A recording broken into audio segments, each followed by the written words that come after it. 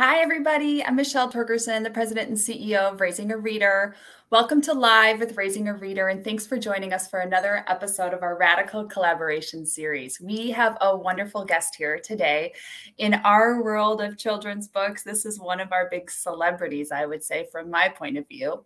I'm very eager to welcome the radically collaborative Jason Low, publisher and co-owner of Low Books, the largest multicultural children's book publisher in the United States. Before we welcome Jason, I want to share just a few accolades about Low Books.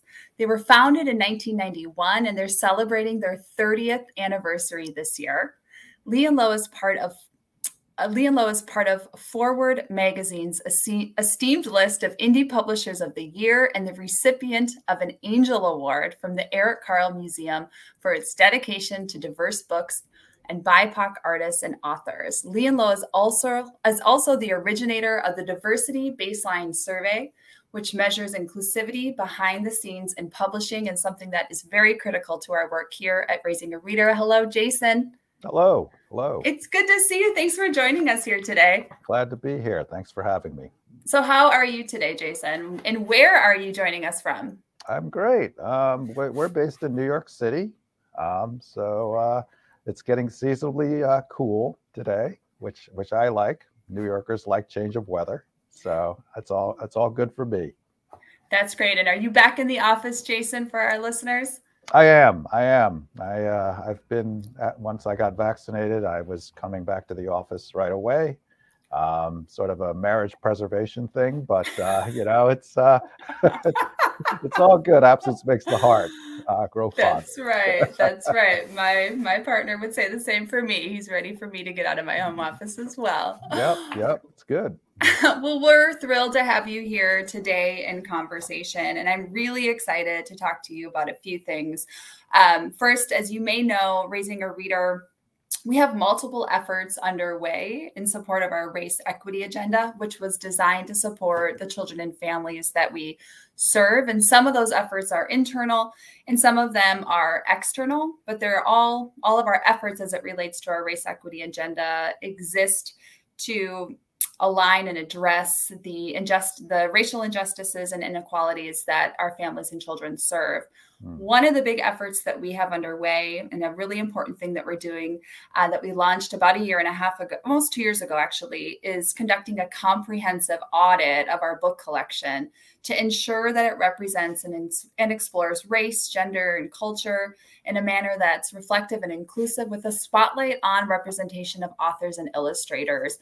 And your colleagues helped us to design the rubric that we are using to look at our more than 3,000 book collection, of which more than 100 of our book titles come right from Low. So our missions are so strongly aligned, and we're thrilled to have you here today. The things that I'm interested in getting into with you today is, as a family-run publishing company, I want to learn a little bit more about that and what it takes to exist for 30 years in the tough world of publishing. And also learn more about Low as an activist company. I thought that was really cool to hear about your roots in activism and some of the initiatives that you have underway as a company and as an employer for your staff in terms of engaging and recruiting staff. I'm wondering if, to get us going and started, could you share a little bit about your mission, your company's mission, and how you've been able to thrive in the book publishing world for 30 years as the largest minority-owned publishing company in the United States? Yeah, sure. No, I mean, it's been quite a ride. I think, as you mentioned before, we were founded in 1991. And the mission, the one that we've galvanized around, is basically we publish books about everyone and for everyone. And so, just to do a little step back in history, in the early 90s, there was not a lot of representation in children's books in terms of kids really being able to see themselves in the pages of a book. And I would say the figure was around 7 or 8%. Which means that over 90% of the books being published were centered white characters. So so when we basically came on the scene, it was, you know, the first things we wanted to do was to really focus and concentrate on publishing debut authors of color and illustrators of color.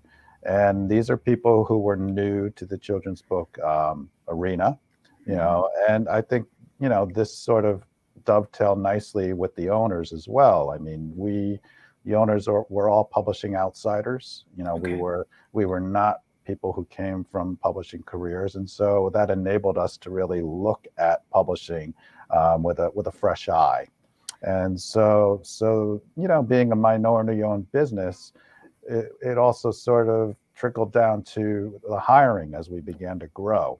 Yeah. Lee and Low, right now, I would say 70% of our staff are from BIPOC backgrounds. Okay. And I think that's really, I like to sort of think of that as our superpower, because I think that when you have a diverse run business, it really changes a lot of the dynamics of what happens internally. And I think that bodes well for the books we publish, and it bodes well for a lot of the conversations that we have in-house. Like oftentimes we will have pretty in-depth conversations about race, intersectionality, things like that. And they get pretty nuanced, you know, because, you know, people have this lived experience that they know what it's like firsthand to grow up as a minority in the US. And so I think we're constantly learning from each other. Mm-hmm. This also sort of connects to a story that was more like an inside joke at Lee and Low, was that our books tended to be very sad and depressing overall. And it really kind of is connected to that a lot of our books are about anti-racism, they're about inequality, they're about systemic racism. So these are very serious subjects. Of course, you know, subjects that need to be talked about and addressed and unpacked. But I think that one point, one of our employees said to us, yes, but we can't keep just publishing books about Black pain. We have to publish books about Black joy. Yes. And I think that this was a wake-up moment for us, because this really sort of said to us that we were not so much out of touch with what was going on, but the list was definitely imbalanced. And so if you're going to depict a life, you know, certainly there's adversity, there's overcoming obstacles, but there's also joy, there's also happiness, there's love, there's laughter. So if you're only depicting a part of it, then you're not getting the whole thing. And I think that having a diverse staff, you know, allows us to sort of keep ourselves in check. It keeps ourselves on our toes, you know, and it allows us to sort of not become complacent or comfortable, you know, with our, you know, position or station, you know, in this vast world of publishing. So I do like that part. And what I'm curious to hear more about, you talked about your staff and how integral they are to living into the mission of the organization. When a new author or manuscript comes across your desk, how does that play out for you? How do you bring in your staff? Do they come in at the forefront? Do they come out when it's close to being published? I'm sure our listeners who are lovers of children's books would love to know a little bit more about how the sausage is made. Yeah, certainly. I mean, I believe, you know, the thing is, when you look at the books that we've published over the 30 years, we look at it as a collection, as basically a library. And we try to identify holes or gaps in that library, because no matter how many diverse books we publish, there's always books that leave people, or there's subjects or themes that are left out, or there are books that haven't been done before. So the editorial team is intimately aware of where the holes are, and we're always looking to plug those holes, because I mean, I remember way back when there was a book we published. It was called Willie Wins, and it was the first Filipino picture book or whatever that was published, right? And it's hard to believe that that's the only one, you know. But it oftentimes is the case when a book comes up for consideration of whether we're going to buy it or not. It a lot of times it is well, this is the first book about a person who's done this or that or this, and it comes up all the time where we're even, to this day we're breaking new ground. So we have a couple of writing contests. There's the New Voices Award and the New Visions Award. The New Voices Award is for picture books, unpublished authors of color, and the New Visions one is for novels, right? And so you'll get people who, will do these subjects, and you'll be reading the manuscript and you'll be like, I can't believe there's no books about this. This is fantastic. This will be, sometimes it'll be like very, very dramatic or important contributions to the society at large. And this is the first book about that. So I think that for us, we're never really have reached a point where it's like, oh my God, there's no subjects that we can publish about anymore. It's really exactly the opposite in that regard. Yeah, and that I'm guessing plays into the activist culture that you have as well. It sounds like you're cultivating this ground as well. And to your point, there is no end to what will be the first book to be published. I'm curious to hear more about the efforts and the initiatives that you have underway. I know you mentioned the New Voices. I know you have some scholarship opportunities as well. Could you share with us a little bit about how you prioritize these activist elements within your culture and the greater contributions that you're making to those of us who get to buy and enjoy your books? Yeah, sure. I mean, I think with the activism, it was kind of like years ago, I always thought that coming to work and publishing these types of books was enough of a contribution to the society at large. But the fact of the matter was that, that we were growing, but it was such at an incremental rate that oftentimes we still did not have the resources to really get these books to the kids who needed them most, right? So we began to develop thought pieces that we were designed to educate and make people aware of the broad systemic barriers that exist in this country, and how these obstacles impact the book industry and beyond. And so what we would start with, we would just try to ask the right questions. Like, for instance, why do the majority of books published each year center white characters? And then which is in direct opposition to the US population as of 2020 is already a minority majority in terms of children under 18 years old. That's right. So basically this, points to the fact that the book industry is not keeping up with the way the world really looks. Okay. So we said, all right, how can we really broach this topic? I mean, the thing is that what I have found over the years is that it's not for a lack of talking about these subjects, but it's sort of thinking of new ways to sort of talk about these things that will get people's attention, especially in our ADD sort of challenged, society, right? And so what we did was we basically began to come up with some studies, and they were called the diversity gap studies, right? And what they were it was an infographic series basically of existing publicly available data, and then we would accompany it with commentary from experts within those fields. And so we started with children's books, right? And there's a nice set of data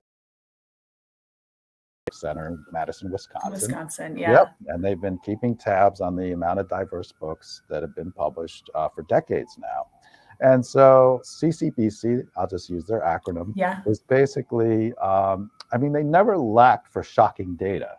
But the problem was that you would look at it and it was pretty deep and it was a little complex and you couldn't at a glance tell what exactly was going on. So we took that data, put it in an easy to read infographic, and then basically accompanied it or paired it with experts, from our field commenting on why children's books looks the way it does, right? Mm-hmm. And so then that infographics went viral. It got a lot of people talking. It's gorgeous. Yes, yeah. it did. Yeah. And so then we said, oh, okay, that was cool. Why don't we try and expand this outside of our own industry? And so we began to look at the Academy Awards, the Emmys, the Tonys, things like that. And so I think we pulled data from 86 years of Academy Award results. And what's astounding is that we began to see some systemic patterns that were basically reflected in each of these different areas. And like for instance, with the Academy Awards, like out of like the 86 years they've been giving this award out, there was only one woman who won the best director spot, and that was Catherine Bigelow for The Hurt Locker, right? Out of 86 years of giving this award out, right? So we began to see similar things in the Tonys and the Emmys, right? And so then we would also pair these studies with people who worked in those industries in film, television, and theater, right? And so then we began to put these out, and they went viral again.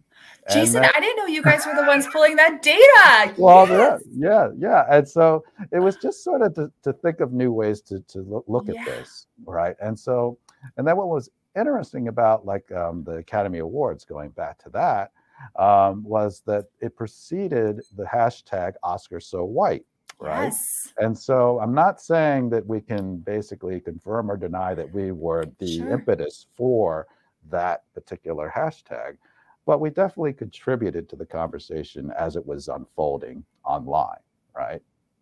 Okay, so we did those, right? So we said, oh, okay, let's turn the lens back to publishing now, right? And so we noticed that there was a personnel survey happening in the tech industry, which was run by an engineer at Pinterest named Tracy Cho. And so she did a survey of the tech industry and found that big companies like Apple, Facebook, Microsoft, Google basically were pretty much staffed just by white men, right? And it caused quite a stir and got a lot of notice. And so we said, oh, well, maybe we borrow a page from her and do a similar survey in publishing, okay?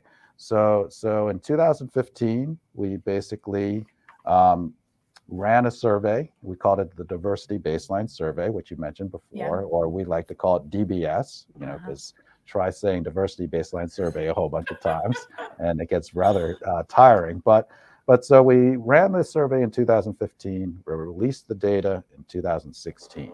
And so we surveyed people basically in small, medium, and large houses.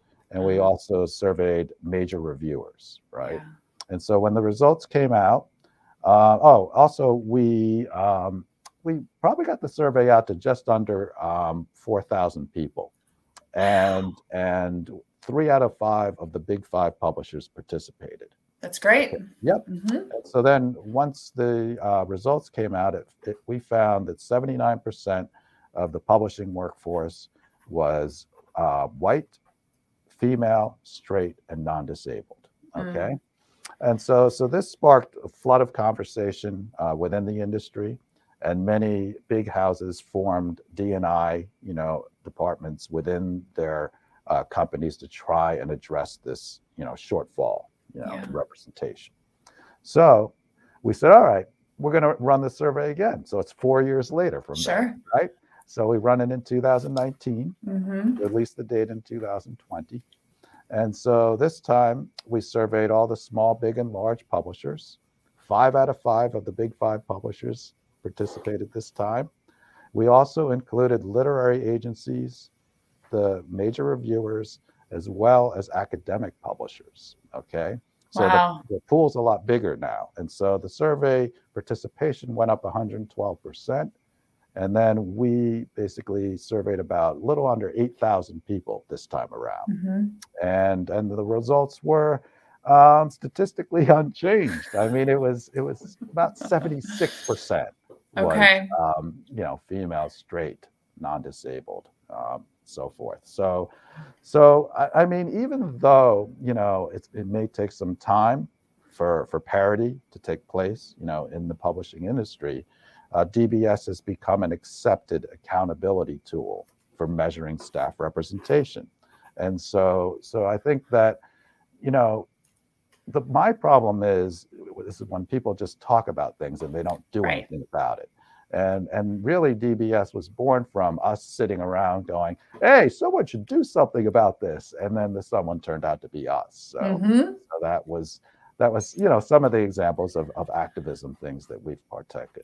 Yeah. So what are, as you think about that, I'm so excited, as you think about that, which is such a huge contribution to the field, and to media broadly, which I didn't realize you guys were pushing, which is so rad. And you think about your next 30 years, couple things. What is your call to action? I too, less talking, more doing. I totally believe in that. Super easy to put something up and say, here's what we're going to do, but like, let's get to it and do it. So I'm curious, what is your call to action for the publishers more broadly in the field? What would you like to see happen? And then what is your call to action for groups like ours and maybe our listeners who are working directly with families who are making choices about books, and who have some leverage, who have some leverage capacity? I'm curious, what's your call to action? What are the couple things we could do? I mean, I think that it's many levels to that question, right? And I guess from a publishing industry point of view, obviously we're pushing for more parity, you know, and representation. You know, if someone were to ask me, oh, what number are we going for here? I'm going for, well, we're going for whatever's going to be equal representation, whatever that looks like, you know, whatever number we assign that, you know, because I feel that like there is a correlation between sort of the way publishing companies are staffed and the books that are being published. You know, that the books often look a lot like the people who make the books, you know, and that just goes without, you know, running any heavy testing or research or anything like that. It may be anecdotal, but, you know, we have some data to back that up now. Okay.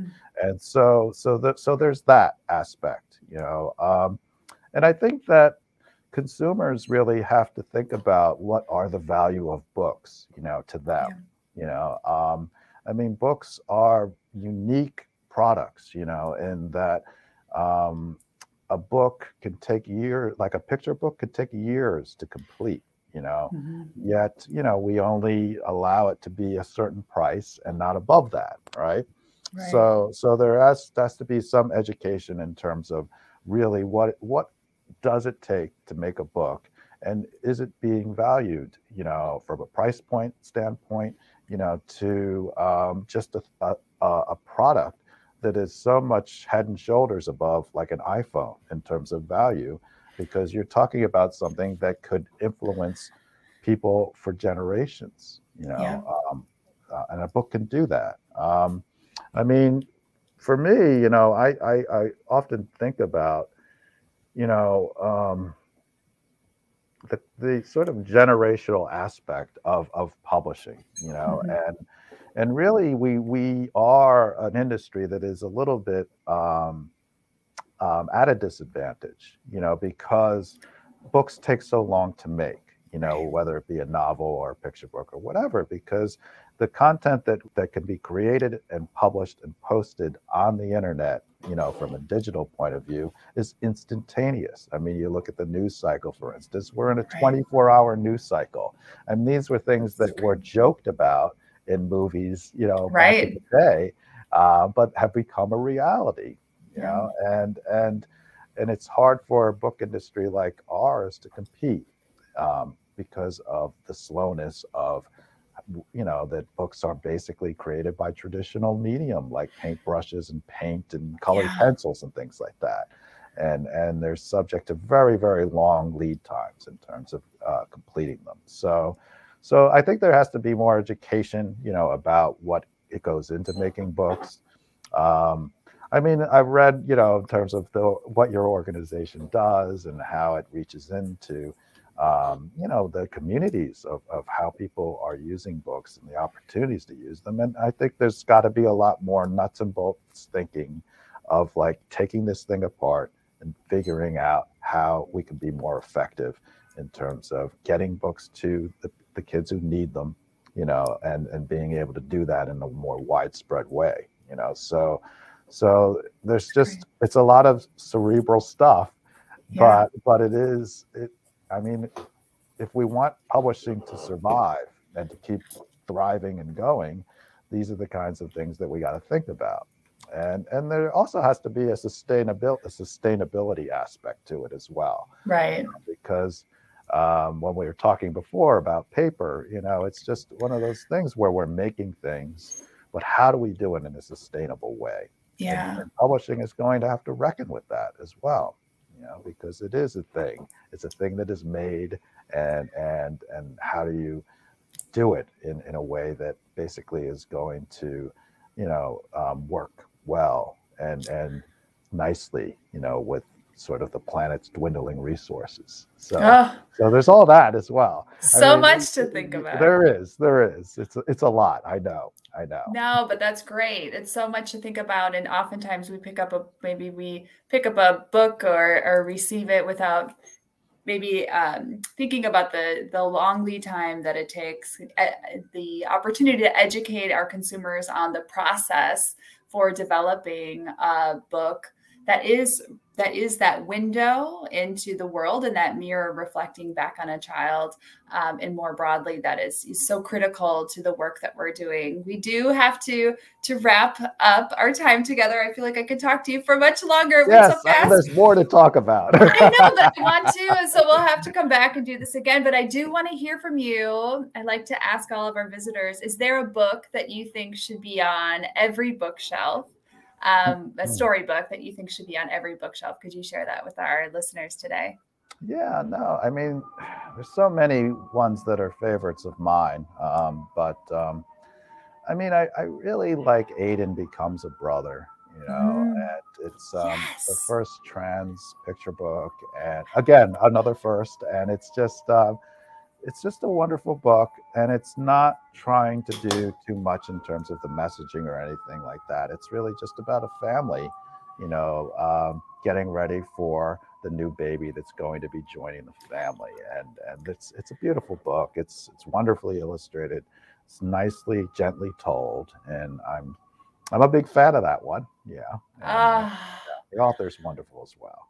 That is a wonderful book to leave our listeners with. Where can our listeners learn more about Lee and Low, the work that you're doing, the activism, and also more about your collection? How can we learn more? Well, we have a website. It's scrolling along the bottom there. You see the URL there. And we also have a blog where you can find some of the things that I was mentioning in terms of the diversity gap, diversity baseline survey, and various other conversations we've had over the years. It's a great resource, you know, to sort of dig deep into all of the things that we're talking about on a daily basis.